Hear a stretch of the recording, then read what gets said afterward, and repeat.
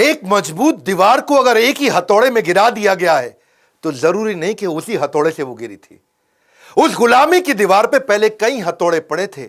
आखिरी हथौड़ा जो गांधी नेहरू ने मारा, जरूरी नहीं कि आजादी उन्होंने दिलाई। लाला लाजपत राय, बाल गंगाधर तिलक, भगत सिंह, चंद्रशेखर आजाद, अशफाक उल्लाह खान, उधम सिंह और नेताजी सुभाष चंद्र बोस, इन्होंने कई चोटें मारी थी जिसके कारण वो कमजोर हो पाई और उसी के बाद हमें आजादी मिल पाई। नमस्कार, मैं Vivek Bindra, founder and CEO बड़ा बिजनेस.com। सारे वीडियो अब खड़े होकर बना रहा हूं हाई पावर मोटिवेशन के साथ। सबको ऐलान कर दो, विवेक बिंद्रा वापस फॉर्म में आ चुके हैं। हथौड़े की चोट वो इतनी इंपैक्टफुल थी कि गुलामी की दीवार को हिला के रख दिया। नेताजी सुभाष चंद्र बोस, पहली बार नेताजी शब्द गढ़ा गया, खुद से नहीं बनाया। दुनिया ने कहा शुरू से शुरुआत करते हैं।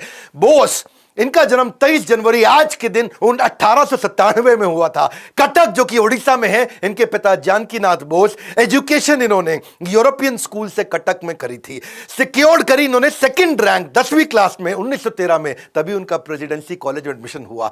एक्सपेल कर दिया गया बाद में उनको प्रेसिडेंसी कॉलेज से, क्योंकि ये थोड़े नेशनलिस्ट थे, एक्टिविस्ट थे। 1916 में इनको निकाल दिया गया। वैसे बता दें आपको, देशभक्ति का जुनून जब सर पे छा जाता है तभी करियर छोड़ के राष्ट्र की सेवा में बड़ा मजा आ जाता है। ब्रिटिश सरकार ने भारत की स्वास्थ्य सेवाओं का बुरा हाल किया हुआ था, इतना बुरा हाल किया हुआ था, इतना नजरअंदाज कर दिया था कि बड़ी बड़ी बीमारियों का अटैक चल रहा था और ये गरीबों की सेवा करना चाहते थे। Plague, cholera, malaria, small pox, chicken pox, influenza, खतरनाक बीमारियां थी। इसी दौरान कॉलरा के कारण, कॉलरा मतलब हैजा, उसके कारण लगभग 2.5 लाख लोगों की मौत हो चुकी थी। कई बार कॉलरा लौट लौट के वापस आ रहा था। चारों तरफ महामारी आ चुकी थी, बुरा हाल था। लाशें ऐसे पड़ी थी जैसे मक्खियां भिन बना रही है, मक्खी मच्छरों की तरह लाशें पड़ी थी। मां अपने बच्चे की लाश को लेकर के गोद में रोए जा रही थी और दूसरी तरफ इन्होंने देखा कि बेटा अपने पिता की लाश में के पास बैठ करके जोर जोर से रो रहा है। इनका दिल एकदम पसीज गया, ये घबरा गए। लावारिस पड़ी लाशों को उसके बाद लेके जाते थे, ये उनका अंतिम संस्कार किया करते थे।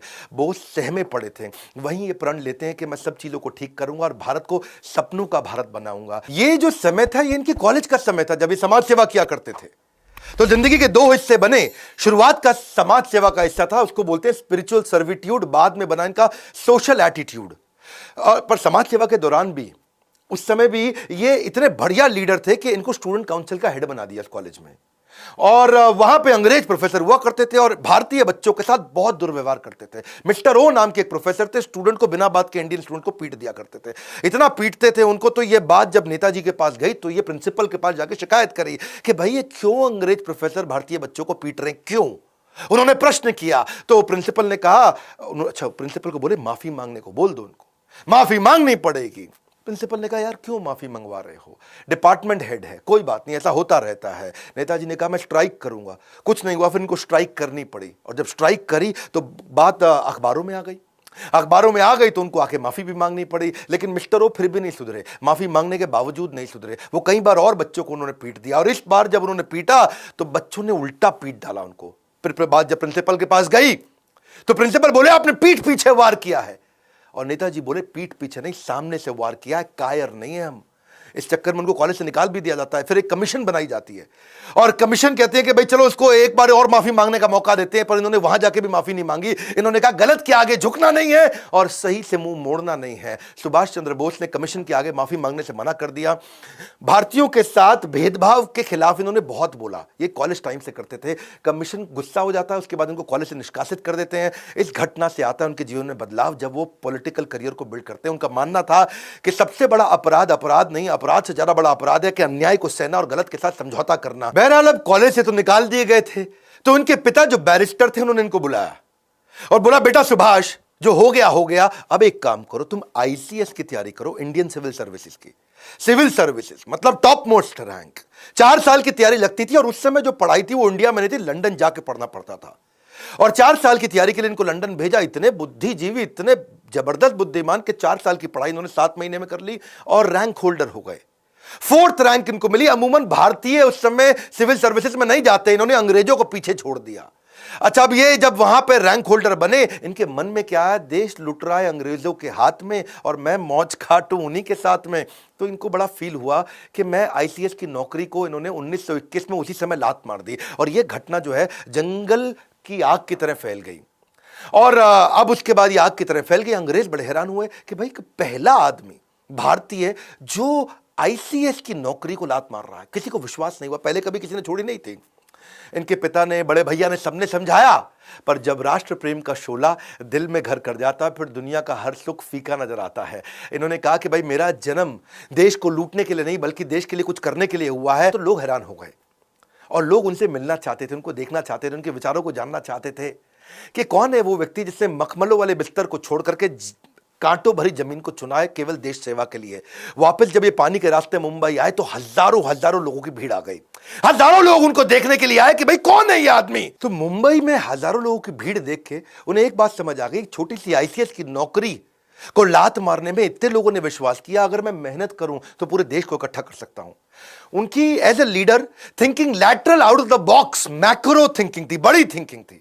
महान व्यक्ति की यह पहचान है कि वो भविष्य की परिस्थितियों को वर्तमान को देखते हुए पहचान लेता है। अब 1928 के दौरान कांग्रेस एक मजबूत आंदोलन बन चुका था और सुभाष चंद्र बोस, गांधी और नेहरू के साथ उनके मतभेद थे पर मनभेद नहीं थे, अंदर से दोस्त थे।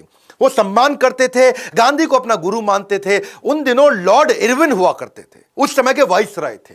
उन्होंने गांधी जी को कन्विंस कर लिया, सहमत करा लिया कि भाई डोमिनियन स्टेटस दे देते हैं, ये भी एक फ्रीडम है। अब आप फ्री हो जाओगे, आपको डोमिनियन स्टेटस मिल गया, आप अपनी सरकार चलाओगे, अपने इलेक्शन करोगे। और उन्होंने इस प्रस्ताव को कलकत्ता अधिवेशन में प्रस्तुत किया कि भाई डोमिनियन स्टेटस ले लो। अच्छा, ये इनको पसंद नहीं आया। सुभाष चंद्र बोले डोमिनियन स्टेटस नहीं चाहिए, मुझको कंप्लीट फ्रीडम चाहिए। उन्होंने इसका कंप्लीट फ्रीडम के लिए बहुत झगड़ा किया, क्योंकि उन्होंने समझाया कि भाई डोमिनियन स्टेटस का मतलब है आप ऑटोनोमस कम्युनिटी तो हो जाएगी लेकिन चलाएगा ब्रिटिश एम्पायर। और पूर्ण स्वराज, कंप्लीट इंडिपेंडेंस का मतलब है कंप्लीट टोटल इंडिपेंडेंस। भाई सरकार अगर भारतीय चलाएंगे और पॉलिसी ब्रिटिश हुकूमत देगी तो डोमिनियन स्टेटस का क्या फायदा। अगर सरकार चलाने और पॉलिसी बनाने दोनों के अधिकार भारतीयों को मिलेंगे, उसी का फ्रीडम हमारे को चाहिए। क्योंकि डोमिनियन स्टेटस का एक ही मतलब है कि आप कोई डिसीजन नहीं ले सकते डिफेंस पे, कम्युनिकेशन पे और फॉरेन रिलेशन पे, लेकिन अगर कंप्लीट फ्रीडम मिल गया तो आप कोई भी डिसीजन ले सकते हो। तो डोमिनियन स्टेटस का प्रभाव ऐसा पड़ता कि भारत अपनी ना तो सैन्य शक्ति पे काम कर सकता था, भारत दूसरे मुल्क के साथ अगर कोई व्यापारिक रिश्ते बनाना है तो वो खुद से कर नहीं सकता, ब्रिटिश असेंबली से जाकर उसको परमिशन लेनी पड़ेगी। तो नेताजी बिल्कुल क्लियर थे, भाई चाहिए तो अपने को पूरा ही चाहिए। भारत खुद से किसी भी तरीके का अगर कानून ही नहीं बना सकता, ब्रिटिश हुकूमत जब चाहे जिसको चाहे, अभी नेहरू तुम हटो, पटेल तुम हटो, ये ब्रिटिश के हाथ में था। उनको नहीं चला कि भाई जब चाहे हटा दे, जब चाहे रख ले। तो कुल मिलाकर के ये इतने बड़े इन्फ्लुएंसर 1928 तक बन चुके थे कि इन्होंने गांधी नेहरू दोनों को कन्विंस कर लिया। और नतीजा ये हुआ कि पिछले साल तो कलकत्ता अधिवेशन में अभी तो बहस ही चल रही थी, अब इन्होंने अगले साल लाहौर अधिवेशन में 1930 के अंदर पूर्ण स्वराज के लिए झंडा फहरा दिया और तय कर लिया भाई इससे कम कुछ नहीं, अपने को कंप्लीट इंडिपेंडेंस चाहिए, कोई डोमिनियन फॉमिनियन नहीं चाहिए। अब जैसे जैसे समय बढ़ रहा था, नेताजी का कद भी बढ़ता जा रहा था।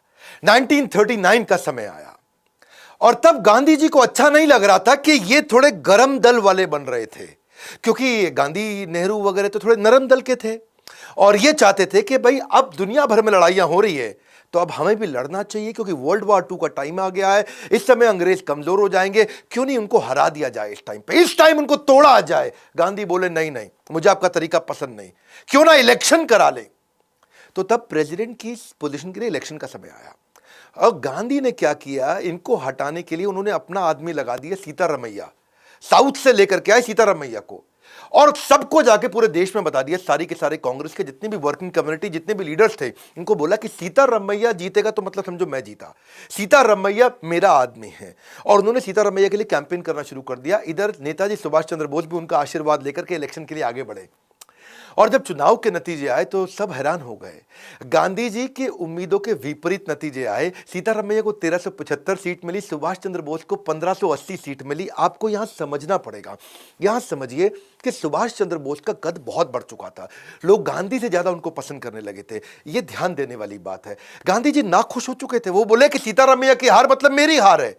वो चाहते नहीं थे सुभाष चंद्र बोस जीते, क्योंकि सुभाष चंद्र बोस से उनको नाराजगी नहीं थी, लेकिन दोनों की विचारधारा अलग होने के कारण गांधी उनको प्रेम तो करते थे पर चाहते नहीं थे कि ये रहें, क्योंकि गांधी प्रेम से चलाना चाहते थे। गांधी बोले कि इस समय हमारा शत्रु समस्या के अंदर है, वर्ल्ड वॉर 2 की तरफ जा रहा है, तो अब हमारे को उसे तंग नहीं करना चाहिए। सुभाष चंद्र बोले ये क्या तरीका हुआ, जब पूरी दुनिया लड़ रही है तो आप क्यों इधर थप्पड़ मार लो, इधर थप्पड़ मार लो। अब जीत तो गए थे ये, सुभाष चंद्र बोस, लेकिन गांधी ने इन पे प्रेशर डाला कि अब आप रिजाइन कर दो, आप इस्तीफा दे दो। एक सच्चे शिष्य एकलव्य की तरह अपने गुरु महात्मा गांधी के चरणों में आकर के उन्होंने त्याग पत्र दिया। बहरहाल सुभाष चंद्र बोस उनको बोले कि मैं जानता हूं कि हमारे रास्ते अलग अलग हो सकते हैं, पर हमारा मकसद एक ही है। पर अब इनको क्योंकि बाहर कर दिया गया, तो अब कांग्रेस तो उनको सपोर्ट कर नहीं रही थी, क्योंकि ये बाहर हो गए थे। 12 बार इनको जेल में डाला गया। अंग्रेजों ने इनको बहुत तंग किया। ये जब बाहर आए तो इनके घर पे सीआईडी लगा दी और इनके घर पे नजर रखी जा रही थी कि सुभाष चंद्र बोस कुछ करे नहीं। सुभाष चंद्र बोस ने सोचा कि अब देश में बात नहीं बन रही है। इन्होंने कांग्रेस को एनकरेज किया कि आप करते रहो जो कर रहे हो, आप गांधी को सपोर्ट करो। ये इतने इंटेलेक्चुअल थे, इतने बुद्धिमान थे कि ये बाहर निकल आए देश से। इन्होंने मन सोचा कि मैं देश से बाहर निकल करके मैं क्यों नहीं ग्लोबल अलायंसेस बिल्ड करूं, ग्लोबल जियोपॉलिटिकल एडवांटेजेस लेके आऊं। मेरी बात सुनना ध्यान से। उस समय वर्ल्ड वॉर 2 में ना 2 तरह की लड़ाइयां थी। एक था एक्सिस अलायंस, एक अलाइड पावर। एक्सिस अलायंस में कौन था? Germany, Italy, Japan. ये वर्ल्ड वॉर 1 में भी हारे थे, 2 में फिर इकट्ठे आ गए। अलाइड पावर में कौन था? वहां पे था भाई इंग्लैंड, फ्रांस, पोलैंड, यूएसए और सोवियत यूनियन। ये एक साथ थे। ये वर्ल्ड वॉर 1 में भी जीते थे, ये दोबारा एक साथ आ गए थे। अब इन्होंने सोचा कि दूसरा वर्ल्ड वॉर शुरू हो गया है और भारत के अगेंस्ट है ब्रिटेन। ब्रिटेन है एलाइड पावर। अब ब्रिटेन एलाइड पावर है तो मैं क्यों नहीं एक्सिस में किसी का सपोर्ट ले लूं। तो ये बाहरी ताकतों से समर्थन लेने के लिए गए। इन्होंने सोचा सही मौका है, इससे मैं दुश्मन अभी उलझा हुआ है, कमजोर है, मुझे बाहर निकल जाना चाहिए। अब मजे की बात समझिए, तेज वो नहीं होते जो मौके का इंतजार करते हैं, बल्कि वो होते हैं जो सही मौके पे वार करते हैं। इन्होंने सोचा दुश्मन का दुश्मन मेरा दोस्त। तो पहले तो इन्होंने ट्राई फिर भी सोवियत यूनियन पे ही किया। उसके लिए इन्होंने प्लान बनाना शुरू कर दिया। और प्लान बनाने के लिए इन्होंने अपने एक दोस्त थे इनके, मियां अकबर शाह, उनको एक टेलीग्राम भेजा पेशावर में और उनको पेशावर से कोलकाता बुला लिया कि भाई आओ मेरी मदद करो। और मियां अकबर शाह को उन्होंने बोला, जो आज पाकिस्तान में पड़ता है, कि भाई तुम मुझको किसी तरह से काबुल ले जाओ, मैं काबुल के रास्ते उस रूस में जाऊंगा। यूएसएसआर हुआ करता था, अभी आज तो रशिया है। तो अपने भतीजे शिशिर थे इनके, उनकी मदद से इन्होंने गाड़ी लिया। गाड़ी में सीआईडी से बचते बचाते पिछली सीट के नीचे लेट के, दब के, छुप के ये निकले। वो उन्होंने उसको कलकत्ता से धनबाद छोड़ा, धनबाद से इनको काबुल और काबुल से मॉस्को जाना था। अब वही है, नेताजी सुभाष चंद्र बोस वहां रविंद्रनाथ टैगोर गाया करते थे कि जोरी तोरो डाक सुने क्यों।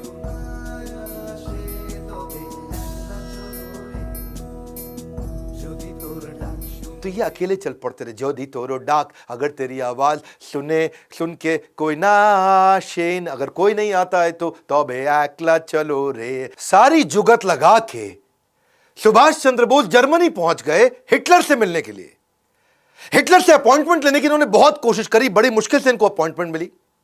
जब ये जाके वहां बाहर ड्राइंग रूम में बैठे तो अचानक एक आदमी आया, मतलब हिटलर आए और आके बोले, हेलो मैं हिटलर हूं, और अपना हाथ मिलाने के लिए आगे बढ़ाया।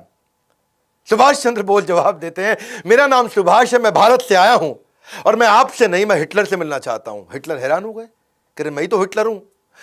फिर वो वापस लौट के चले गए अंदर। अंदर से एक दूसरा आदमी आता है, फिर आके हाथ मिलाता है, हेलो मैं हिटलर हूं, बताइए। तो सुभाष चंद्र बोस फिर खड़े हो गए, नमस्कार मैं सुभाष चंद्र बोस भारत से आया हूं, मुझे आपसे नहीं, मुझे हिटलर से मिलना है। सब हैरान हो गए, अरे ये क्या चक्कर है, हिटलर तो आए मिलने के लिए। सुभाष चंद्र बोस ने मना कर दिया मिलने के लिए, बोले मैं हिटलर से मिलना चाहता हूं। अब 3-4 जब लोग आए और सबको उन्होंने बोल दिया मैं आपसे नहीं, मैं हिटलर से मिलना चाहता हूं, तो हिटलर ने असल में अपने 4-5 बहरूपिये बना रखे थे। उसको अपनी जान का खतरा रहता था और सुभाष चंद्र बोस हर बार पहचान गए। असली हिटलर को जब ये बात पता चली तो उसकी बुद्धि चकरा गई और वो बाहर आए। उनके लिए यह पहली बार हुआ पूरी पृथ्वी पे कि किसी आदमी ने पहचान लिया कि यार ये तो असली हिटलर नहीं है। तो वहां करके उन्होंने अपना दूरी से वहां खड़े हो गए और दूर पे आके खड़े होकर के इनको देखने लगे कि क्या चक्कर है, ये पहचानता कैसे। तब सुभाष चंद्र बोस खड़े हो गए और दूर से खड़े हो गए हिटलर उनको बोले कि बताइए क्या बात है, क्यों मिलना चाहते हैं। और तभी सुभाष चंद्र बोस मुस्कुरा के आगे बढ़े, बोले नमस्कार मैं सुभाष चंद्र बोस भारत से आया हूं, मैं आपका बहुत धन्यवाद करना चाहता हूं हिटलर कि आपने मुझसे मिलने का मुझे ही अवसर दिया। हिटलर हैरान, क्या पहचान गया ये? अब बिल्कुल ठीक पहचाना। पूछा कि भाई तुमने मुझे पहचाना कैसे? सारी बात छोड़, पहले ये बताओ पहचाना कैसे? आज तक दुनिया में कोई पहचान नहीं पाया। मेरे यही सारे कॉपी जो मेरे हिटलर के होते हैं, ये दुनिया भर में घूमाते हैं, सारे काम कराते हैं, तुमने पहचान लिया। तो तभी सुभाष चंद्र बोस बोले कि भाई मैं आपसे मदद मांगने आया था, मैं आपके चौखट पर आया हूं और आपका स्वभाव थोड़ा गर्वात्मक होना चाहिए, थोड़ा गर्व वाला होना चाहिए। और आप आके पहले हाथ बढ़ा देते थे कि मैं हिटलर हूं बताइए। तो मैं उसी से समझ गया कि हिटलर के पास एक किसी पराधीन देश से, भारत जो कि परतंत्र है, वहां से कोई मदद मांगने आया तो आपके चेहरे में वो गर्व नहीं दिख रहा था। तो आपके जो कॉपी थे वो राइट बिहेवियर नहीं डिस्प्ले कर रहे, और हिटलर की बुद्धि चकरा गई। बोला ऐसा इंटेलिजेंट आदमी कभी नहीं देखा। इसको क्या बोलते हैं? Accurate judgement. और इसके बाद इस मुलाकात से हिटलर इतना प्रभावित हुआ कि जो युद्ध बंदी इन्होंने बना रखे थे, युद्ध बंदी जो 4000 इन्होंने अंग्रेजों से जीते थे, उनको उन्होंने फ्री कर दिया और वो वहां से आजाद हिंद फौज में ज्वाइन किए नेताजी सुभाष चंद्र बोस के साथ में। हिटलर ने इनको हेल्प करी और इन्हें कहा कि देखो, अगर आप आगे बढ़ना चाहते हो, जीतना चाहते हो, भारत जर्मनी से बहुत दूर है और जापान एक्सेस पावर है, हम लोग के साथ की पावर है। मैं जापान में बात करवा देता हूं, आपकी कुछ सिस्टम्स तय करते हैं कि मैं आपको जापान भेजता हूं यहां से, और वहां से आप टीम बनाई, क्योंकि जापान आपकी मदद करेगा, जापान हम लोग के साथ का है और जापान भी अंग्रेजों के खिलाफ है। तो ये बड़ा मुस्कुराया, इनको बहुत अच्छा लगा। तो हिटलर ने इनके लिए बहुत अच्छा अरेंजमेंट किया। आप समझ सकते हैं, बाकी लोग भारत में ज़्यादा पढ़े लिखे नहीं थे, लेकिन ये दुनिया भर में इंटरनेशनल अलायंसेस बिल्ड कर रहे थे। अंग्रेजों को भी पता लग गया अब तक कि ये इस समय जर्मनी में है, और वहां से इन्होंने पूरी तैयारी करी। इनको हिटलर ने अपनी एक प्राइवेट बड़ी पनडुब्बी दी, जिसमें इन्होंने जो जर्मनी की नौसेना की बड़ी पनडुब्बी थी, और उसमें 90 दिन लगने थे। वो जहां पानी के ऊपर, पानी के नीचे सब तरह से ट्रैवल कर सकती थी। उससे इन्होंने इनको सुमात्रा द्वीप में भेजा, जो आजकल इंडोनेशिया का आइलैंड है, उसको जापान ने जीता हुआ था और जापानी सेना के कब्जे में था। ये वहां पहुंचे, हिटलर की मदद से पहुंचे, हिटलर के कारण पहुंचे। इमेजिन, हिटलर को भी इन्फ्लुएंस कर पाए। सुमात्रा से फिर ये, जो कि जापानीज आइलैंड है, अभी इंडोनेशिया के पास है, वहां से प्लेन से टोक्यो पहुंचे। और वहां पहुंचने के बाद ये जानते थे कि जापान एशिया के अंदर अपना वर्चस्व के लिए लड़ाई कर रहा है। तो जापान के प्रधानमंत्री को जाके इन्होंने इन्फ्लुएंस किया। ऐसे इंटेलिजेंट लीडर्स नहीं थे जो इतने पढ़े लिखे थे, इतने इंटेलिजेंट थे। वहां जाके प्रधानमंत्री को साथ में बिठाया और उनको क्या बोला, देखिए भाई साहब, हिदेकी तोजो, एक बात समझ लीजिए कि एशिया तो एशियाई लोगों का होना चाहिए ना, एशिया में बाहर के गोरे कैसे आ गए? वो बड़ा मुस्कुराए, क्या जबरदस्त आदमी है, बात तो ठीक कह रहा है भाई, एशिया तो एशियाई का होना चाहिए। तो हिदेकी को ये बात अच्छी लगी। फिर उन्होंने कहा कि भाई आपके भगवान बुद्ध है और हमारे यहाँ भी तो भगवान बुद्ध ही हैं, हमारे लिए कितने पूजनीय है, उस लिहाज से तो हम भाई भाई हो गए। और वो बड़ा इंप्रेस हुए जापानी प्रधानमंत्री। उन्होंने जाके पार्लियामेंट में अनाउंस कर दिया कि हम सुभाष चंद्र बोस को पूरी मदद करने को तैयार है। भारत की आजादी की लड़ाई में जापान उनके साथ में। सुभाष चंद्र बोस जानते थे कि इनका इस समय सिंगापुर के साथ झगड़ा चल रहा है, सिंगापुर में अटैक कर रहे हैं, और सुभाष चंद्र बोस को मालूम था कि अंग्रेजों की सेना सिंगापुर में थी। वहां 85,000 ब्रिटिश सैनिक थे, जिसमें से 45,000 तो इंडियन थे। तो इन्होंने पहले से एक योजना बना रखी थी, जिसमें जापानीज को ये मैसेज दे रहे थे कि जब तुम सिंगापुर में बम गिराओगे, वहां पर्चे फेंक दो, हर बम के साथ पर्चे फेंको ऊपर हवाई जहाज से, और हर पर्चे में लिखो, हिंदी में भी, तमिल में भी, अंग्रेजी में भी, कि तुम भारतीय कब तक अंग्रेजों का गुलाम बनके उनके साथ लड़ते रहोगे, तुम भारतीय कब तक अंग्रेजों का गुलाम। अब वहां पर जितने भी सिंगापुर में सैनिक थे जो भारतीय, वो पर्चा पढ़ लेते थे, और वहां पे अंदर विद्रोह चालू हो गया। इनकी रणनीति सुभाष चंद्र बोस की, प्रधानमंत्री जापान के साथ में मिलकर काम आई, अटैक की रणनीति, इनको वहां सफलता मिली। और अब इमेजिन करिए, जापानीज प्राइम मिनिस्टर तक को इन्फ्लुएंस कर दिया, उनको तक एक योजना समझा दी, सिंगापुर पर अटैक करके सिंगापुर अपना, अब सिंगापुर जापान का हो गया था। अब जैसे ही वो उनका हुआ, प्रधानमंत्री भी इनसे खुश थे। तो वहां जो 45,000 ब्रिटिश आर्मी के अंदर इंडियन सैनिक थे, उनको जापानीज ने इनको वापस कर दिया, सुभाष चंद्र बोस को, और वहां से तैयार हुई पूरी आर्मी। रास बिहारी बोस जो वहीं पे इंडियन लोगों को तैयार किया करते थे, उनके माध्यम से नेताजी सुभाष चंद्र बोस को सौंप दिया गया, और अब तैयार हो गई आजाद हिंद फौज। यहां से अंग्रेजों को पता लगने लगा कि ये बहुत बड़ी तैयारी कर रहा है। जापानी सेना बर्मा को जीत चुकी थी, अब बर्मा में कब्जा इनका था, जापानीज का। इन्होंने कहा कि भाई अब बर्मा के रास्ते भारत में घुसेंगे, और प्राइम मिनिस्टर ने पूरा सहयोग किया।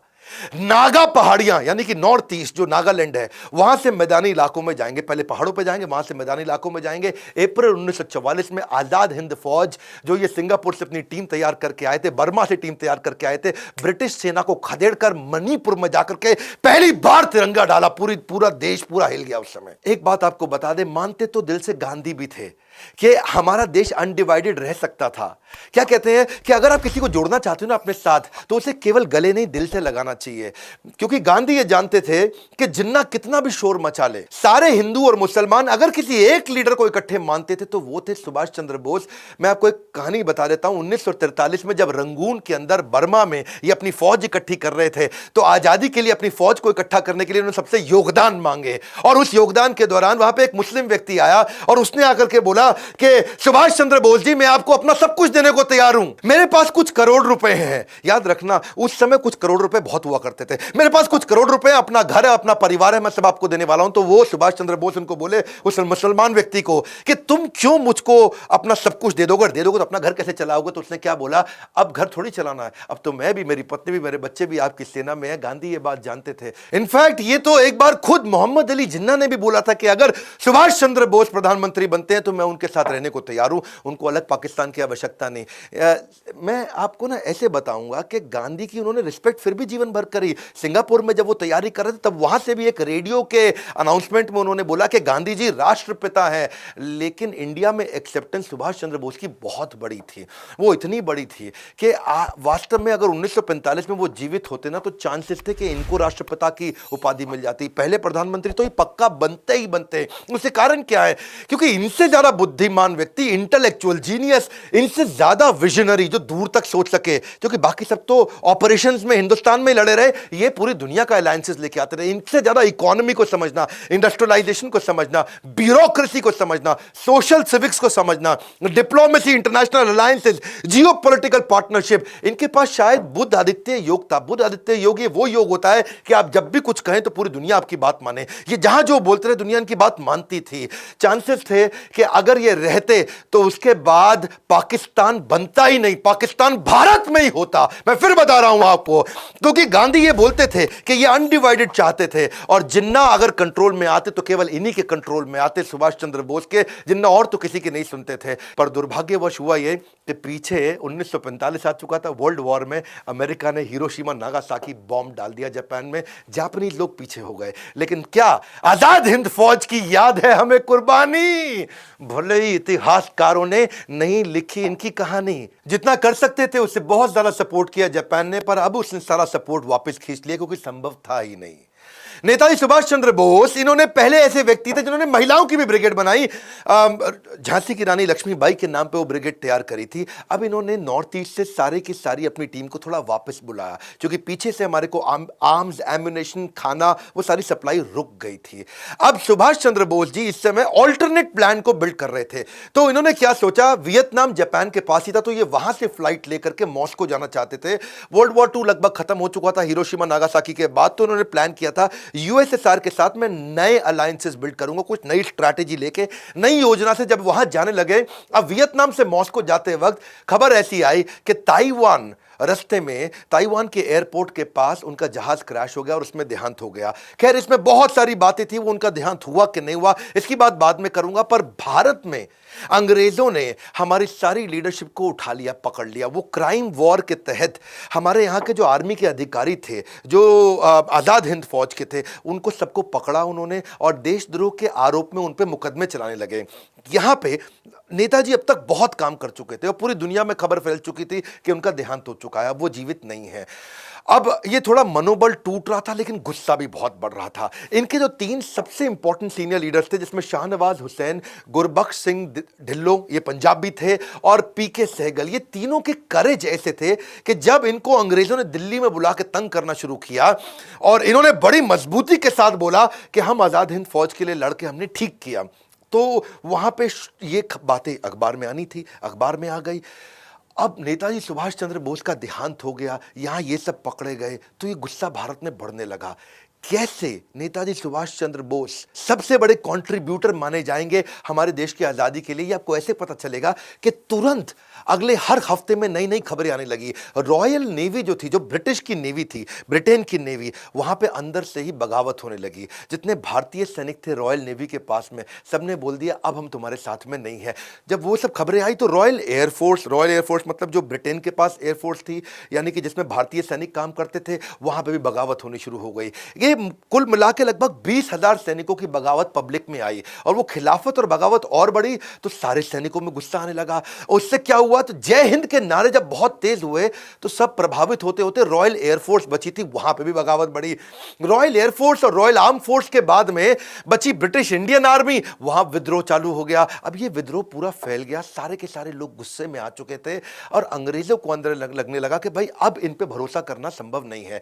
भारत में ब्रिटेन की जो आर्मी थी, सुनिएगा, भारत में जो ब्रिटेन की आर्मी थी वो केवल 40,000 लोगों की थी, इंडियन सोल्जर 25 लाख थे। अब 40,000 जरा से और भारतीय सैनिक 25 लाख, वो 25 लाख को ये 40,000 कंट्रोल करते थे। अब वो 25 लाख तो छोड़ो, अब इस विद्रोह के बाद वो 25,000 के साथ भी लड़ने लायक नहीं बचे थे ब्रिटिशर्स। वहां दुनिया भर में लड़ाई करके आ चुके थे वर्ल्ड वॉर 2 के बाद में। अब इनको लगा कि हमारे 40,000 और इनके 25 लाख, इनके 25 लाख से लड़ने के लिए हम 40,000 को क्या 4 लाख कर सकते हैं, क्या हम दोबारा इंग्लैंड से मंगा सकते हैं सेना। अब वर्ल्ड वॉर 2 के बाद वो पॉसिबल था नहीं, तो वो उनके लिए था बड़ा काटा। फिर इन्होंने सोचा कि भाई इन 25 लाख को हम तनख्वाह भी दिए जा रहे हैं और ये रिवोल्ट भी किए जा रहे हैं, तो इन्होंने उनको डीकमीशन करना शुरू किया। इनको भाई निकालो, अब इनको तनख्वाह देनी बंद कर दो, इनको बाहर कर दो। और जब उनको डीकमीशन किया, क्योंकि सैलरी कॉस्ट भी बहुत ज्यादा थी, पैसा इनके पास था नहीं और लोग ला नहीं सकते थे, अब यहां पर विद्रोह और बढ़ गया क्योंकि भाई उनको नौकरियों से निकाले जाने लगा। अब नौकरी से निकाला और विद्रोह बढ़ गया, जो अंदर बचे थे वो भी विद्रोह कर रहे थे, जो बाहर आ रहे थे वो भी विद्रोह कर रहे थे। कई बार पूछते हैं नेताजी सुभाष चंद्र बोस ने क्या किया, यही किया। पूरे देश के अंदर पहले लोग बोलते रहे यहां भी थप्पड़ मारो, यहां भी मारो, और यहां क्या हुआ, पूरी सेना ने इतने थप्पड़ मारे कि अब उनको लग गया अब हम यहां रुक नहीं सकते हैं। और परिस्थिति को देख के ब्रिटेन ने उसी समय भारत को स्वतंत्र करने की घोषणा करनी शुरू करी। और यह इस बात का सबूत इस घटना से भी मिलता है कि उस समय के जो 1956 में उस समय के जो प्रेसिडेंट थे, क्षमा चाहता हूं, प्राइम मिनिस्टर थे, यानी कि क्लेमेंट एटली, ये 1945 से 1951 के दौरान ये प्राइम मिनिस्टर हुआ करते थे। ये भारत आए बाद में, और जब भारत आए तो यहां पे कई लोगों ने उनसे पूछा कि भाई आप वर्ल्ड वॉर 2 भी जीत गए, 1 भी जीत गए, आप तो इतने पावरफुल थे, आपने क्यों भारत को छोड़ दिया इतने जल्दी, सब कुछ आपके पक्ष में था, फिर आपने क्यों छोड़ा। तब उन्होंने बताया कि भारतीय सैनिकों का जो विद्रोह था ना, उससे हम टूट चुके थे, हम तनख्वाह भी दे रहे थे, हमारे लिए कॉस्ट भी था, और उनका विद्रोह आया। और ये विद्रोह, और दूसरी तरफ कहीं दोबारा आजाद हिंद फौज ना आ जाए फिर से। क्लेमेंट एटली जी, एक बात बताइए, जो नरम दल था यानी कि गांधी नेहरू, उनसे कितना प्रभाव पड़ा। क्लेमेंट एटली ने बोला उनका तो कोई प्रभाव था ही नहीं। सारा प्रभाव कहां से आ रहा था ये मैंने आपको बताया। जानते हैं पहले क्लेमेंट एटली कौन है? ये वही व्यक्ति है जिन्होंने इंडिया इंडिपेंडेंस एक्ट पे हस्ताक्षर किए थे। इन्हीं के सिग्नेचर से हम लोग इंडिपेंडेंट हुए थे। क्यों बोलते हैं मजबूरी का नाम महात्मा गांधी? आप कमेंट बॉक्स में बताइएगा तो मैं गांधी पे वीडियो बनाऊंगा। अब इस समय हर देश के एक पावरफुल पर्सनैलिटी पे अगर आप वीडियो देखना चाहते हैं तो मेरे यूट्यूब चैनल पे आइए। मैं बताना भी चाहूंगा आपको आगे चल के कि क्या वो सारी की सारी अलग अलग प्रकार की थ्योरीज हैं कि कहां रहे या जीवित रहे या नहीं रहे। बोस नहीं बचे, एयर क्रैश में 1945 में वो चले गए, ये भी एक थ्योरी है। बोस को टॉर्चर किया गया, जनरल जीडी बख्शी ने बताया कि अंग्रेजों ने उनको बाद में टॉर्चर किया गया, उनको प्रिजन में, उनको जेल में मार दिया गया, ये भी एक प्रकार की थ्योरी है। बोस जीवित थे और फ्रेंच सीक्रेट सर्विसेज में इन्वॉल्व हो गए थे, ये भी एक थ्योरी है। बोस आगे चल करके भगवान जी या गुमनामी बाबा बने, ये भी एक प्रकार की थ्योरी है। बहुत सारी कंट्रोवर्सीज है। 18 को अगर प्लेन क्रैश हुआ तो 23 तारीख को उसकी खबर क्यों आई? अब मुखर्जी कमीशन के अनुसार ताइवान के अंदर कोई घटना में कोई एयर क्रैश तो हुआ ही नहीं था। दूसरा, कई लोगों ने बताया कि लोग अपने बयान भी बदलते रहे, रहमान जो उनके साथ थे उनके भी बयान बदलते रहे। ताइवान सरकार के पास विमान हादसा का कोई दस्तावेज नहीं है। उनके अस्थि कलश को आज भी रैंकोजी मंदिर में जहां रखा हुआ उसका डीएनए टेस्ट क्यों नहीं कराया गया? तो बोस के बारे में बहुत सारी कंफ्यूजन हमेशा रही हैं और अलग अलग प्रकार की थ्योरीज आती रही हैं। ऐसा नहीं कि इस पे प्रश्न नहीं उठा, बहुत बार प्रश्न उठा, बहुत बार रिसर्च भी करनी शुरू करी। इनफैक्ट यूएस की इंटेलिजेंस, यूके की इंटेलिजेंस, रशिया की इंटेलिजेंस, सबने बड़ा जोर लगाया, लेकिन रिपोर्ट्स में कुछ समझ में नहीं आया। शहनवाज कमीशन भी बिठाया गया 1955 में, उन्होंने बता दिया कि नहीं जी प्लेन क्रैश ही हुआ। खोसला कमीशन हुआ 1970 में, बोले नहीं जी प्लेन क्रैश ही हुआ। मुखर्जी कमीशन 1999 में आया, उसकी कोई रिपोर्ट ही समझ में नहीं आई। विष्णु सहाय कमीशन आया बाद में, उन्होंने बोला कि गुमनामी बाबा नहीं थे, जबकि बहुत लोगों ने माना कि गुमनामी बाबा ही नेताजी सुभाष चंद्र बोस थे। इसकी बहुत सारी स्टोरीज है, किसी से मैं इसके ऊपर एक अलग से वीडियो बनाऊंगा। सुभाष चंद्र बोस जी की मौत का रहस्य चाहे जो भी हो, लेकिन वो व्यक्ति ऐसे थे जिन्होंने जीवन के जन जन के जीवन को सार्थक बनाया है। उनका देहांत हुआ है, लेकिन उनके प्रति हमारा स्नेह अंत नहीं हुआ, हमारे प्रेम का अंत नहीं हुआ। उनका देहांत हुआ है, लेकिन उनके विचारों का अंत नहीं हुआ है। वैसे एक बात पक्का है कि उस समय में अस्त्र शस्त्र से लड़ाई हुआ करती थी, और उनका इंडस्ट्रियलाइजेशन पे हमेशा से बड़ा फोकस रहा है कि मैं कैसे अपनी करेंसी बनाऊंगा, कैसे सिक्के बनाऊंगा, कैसे इंडस्ट्रियलाइजेशन करूंगा, मेरी इकोनॉमी कैसे ग्रो करेगी। बहुत विजनरी थे। इच्छा तो इतनी थी कि इस वीडियो को और 1 घंटा तक चलने दूं। इतना कुछ मैं बताना चाहता हूं कि वो रीइंकारनेट कर सके, हम उनके इस विजन को उस लीडरशिप में डाल सके। लेकिन आज अस्त्र शस्त्र की लड़ाई नहीं है, आज लड़ाई मार्केट शेयर की है। आपको भी सीखना होगा कि आप अपने बिजनेसेस को एक्सपैंड करके दुनिया भर में अपनी कंपनीज को कैसे ग्रो करें, कैसे आप अपने बिजनेसेस को, अपने आइडियाज को, अपनी वेल्थ को दुनिया भर में लेकर के जाएं, और वहां से बिजनेस को वापस इंडिया में, वहां से ग्लोबल रेवेन्यू को इंडिया में लेकर के आए। आपको भी ग्रो करना है, और ये चैनल मेरा फ्री लर्निंग यूनिवर्सिटी अब बदल चुका है। मैं पूरे जोश के साथ वापस आ चुका हूं। शेयर करिए इस वीडियो को, शेयर करिए, दबा के शेयर करिए। बताइए लोगों को कौन थे नेताजी सुभाष चंद्र बोस जिनके कारण आजादी मिली। केवल गांधी नेहरू के बारे में नहीं, ऐसा नहीं कि मैं उनका सम्मान नहीं करता, उनके बारे में भी वीडियो जरूर बनाऊंगा। आप प्लीज लाइक करिए। मेरी बहुत मेहनत जाती है इन वीडियोस को बनाने में, बहुत एफर्ट जाता है इन वीडियोस को बनाने में। नए आए तो जरूर सब्सक्राइब करिए, और वीडियो को शेयर करते रहने के लिए, हमारे साथ जुड़े रहने के लिए आप सबका मुस्कुराहट के साथ प्रेम पूर्वक बहुत बहुत धन्यवाद।